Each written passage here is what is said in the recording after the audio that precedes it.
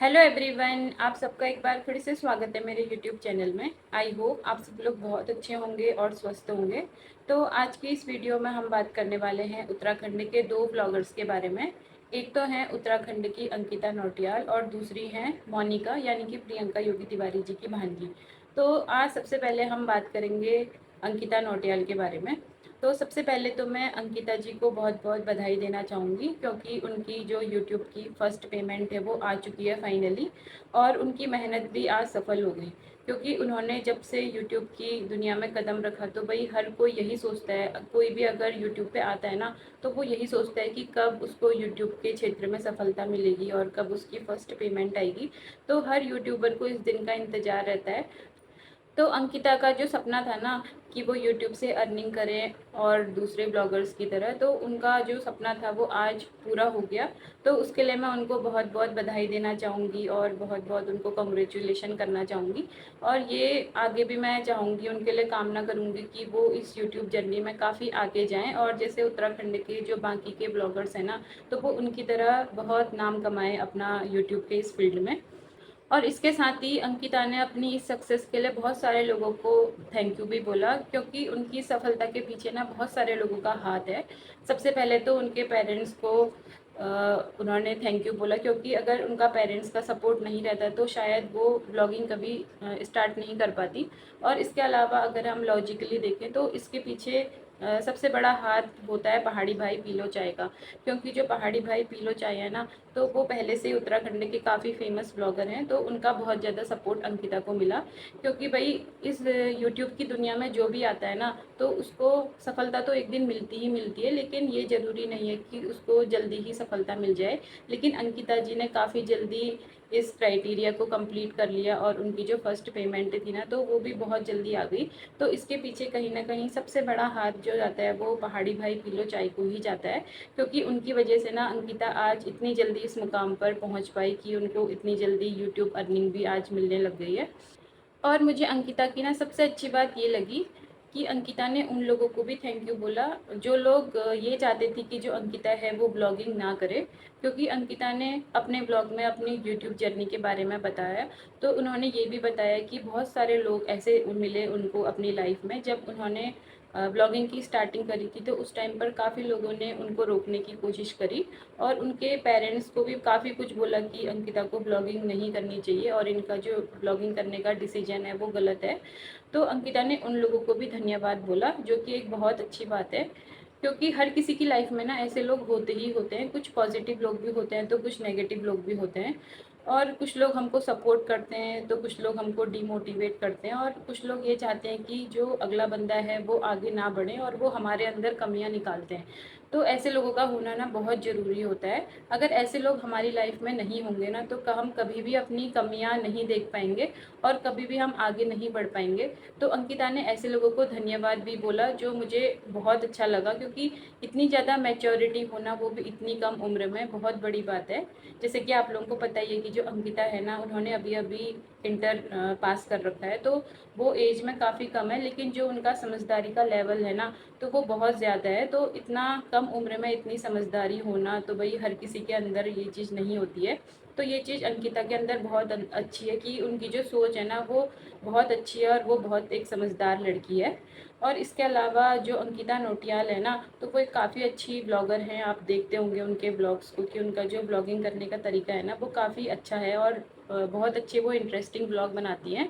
तो लोगों को उनके ब्लॉग्स ना काफ़ी पसंद आते हैं। तो हमारी लाइफ में ना जो ऐसे लोग होते हैं जो हमारे अंदर कमी निकालते हैं, तो ऐसे लोगों का होना भी ना बहुत ज़्यादा ज़रूरी है। और ऐसे लोग इतने ही इम्पोर्टेंट होते हैं जितने कि वो लोग होते हैं जो हमें सपोर्ट करते हैं। क्योंकि जब दोनों तरह के लोग हमारी लाइफ में होंगे ना, तो तभी हमारी लाइफ में जो बैलेंस है ना वो बन पाता है। क्योंकि अगर वो लोग कमी नहीं निकालेंगे हमारी लाइफ में तो हम आगे कैसे बढ़ेंगे ना। हमको तो यही लगेगा कि हम हर काम में परफेक्ट हैं, तो हम खुद को परफेक्ट समझकर अपनी कमियों को कभी दूर नहीं कर पाएंगे।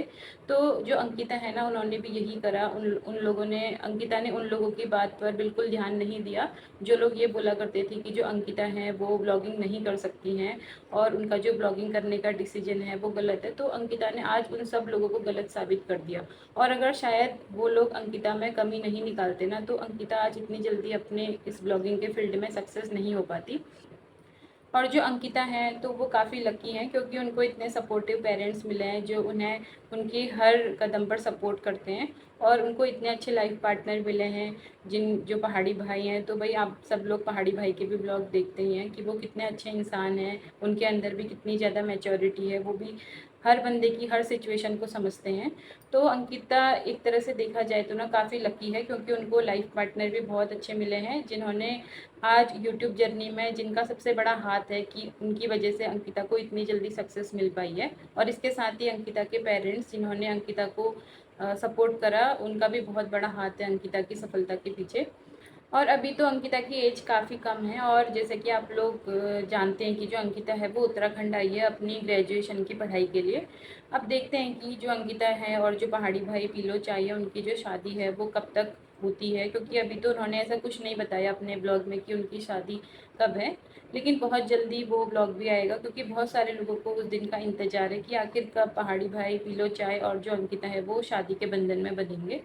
तो जो अंकिता और पहाड़ी भाई पीलो चाहिए ना, उन दोनों की जोड़ी भी काफ़ी अच्छी लगती है साथ में।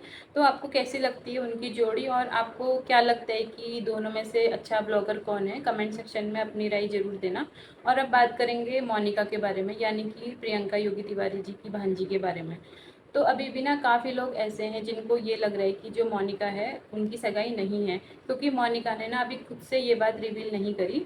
और इस बात के बारे में सिर्फ आरती ने बताया था, क्योंकि जब मोनिका आरती लोगों के वहाँ शॉपिंग करने के लिए गई थी देहरादून, तो उस टाइम पे आरती ने एक ब्लॉग बनाया था जहाँ पर को आरती ने यही बताया कि जो मोनिका है वो अपनी सगाई की शॉपिंग के लिए देहरादून आई हुई हैं। लेकिन मोनिका ने ना अभी तक इस बारे में कोई बात नहीं बताई, वो सिर्फ थंबनेल में एक सगाई वर्ड का यूज़ कर देती है, लेकिन उनसे उससे रिलेटेड वो और बातें नहीं बताती है कि आखिर सगाई किसकी है, मोनिका की है या फिर किसी और की है। तो इसी वजह से ना अभी भी काफ़ी ऑडियंस मोनिका की ऐसी है जो कंफ्यूज है कि आखिर सगाई है किसकी। तो मैं उनको क्लियर कर दूं कि आप लोग इतना कंफ्यूज मत होइए, क्योंकि सगाई मोनिका की ही है। अगर मोनिका नहीं बता रही है तो कुछ रीज़न होगा जिस वजह से वो नहीं बता रही होगी। तो वो आने वाले टाइम पर जब उसकी सगाई होगी तो वो आपको कुछ टाइम पहले ज़रूर बताएगी इस बारे में। और जहाँ तक आप लोग ये सोच रहे हैं कि मोनिका की सगाई नहीं है, तो भाई आप देख ही रहे होंगे सोशल मीडिया पे जो बाकी रिएक्शन चैनल वाले हैं तो वो बता रहे हैं कि जो मोनिका की मंगेतर है उन्होंने जो परी ब्लॉग वाली दीदी हैं तो उनके साथ कांटेक्ट भी किया था। तो उसके बाद तो ये चीज़ प्रूव हो जाती है ना कि मोनिका की जो सगाई है वो जल्दी ही होने वाली है। और इस बार ना सबसे ज़्यादा ध्यान ऑडियंस का इस बात पर रहेगा कि जो मोनिका की मामी जी हैं यानी कि प्रियंका जी और प्रीति जी, और ख़ासकर मोनिका की नानी, क्या वो लोग मोनिका की एंगेजमेंट में आएंगे या नहीं आएंगे। वैसे तो उन लोगों को आना चाहिए, बाकी लोगों की बात अलग थी, लेकिन मोनिका की बात ना काफ़ी अलग है क्योंकि मोनिका को ना उनके सपोर्ट की ज़रूरत है। जैसे आप लोग देखते होंगे कि जो मोनिका है तो उनकी मम्मी उनको सिर्फ उनकी मम्मी ही मोनिका के साथ रहती है, मोनिका के पापा इस दुनिया में नहीं हैं। तो मुझे लगता है कि प्रियंका जी और प्रीति जी को इस बारे में सोचकर मोनिका की सगाई में ज़रूर आना चाहिए और अपने ईगो को अभी थोड़ा साइड में रख लेना चाहिए। अब देखते हैं, वो तो आने वाले टाइम पर ही पता चलेगा कि क्या मोनिका की जो मामियाँ हैं वो मोनिका की सगाई में आएंगी या नहीं आएंगी। तो आपको क्या लगता है कि क्या प्रियंका जी और प्रीति जी मोनिका की सगाई में आएंगी या नहीं आएंगी? तो कमेंट सेक्शन में ज़रूर बताना। तो अगर आपको मेरी वीडियो अच्छी लगी हो तो वीडियो को लाइक करना और सब्सक्राइब भी ज़रूर करना है चैनल को। तो आपसे फिर से मिलते हैं एक नई वीडियो में, तब तक के लिए बाय बाय, राधे राधे।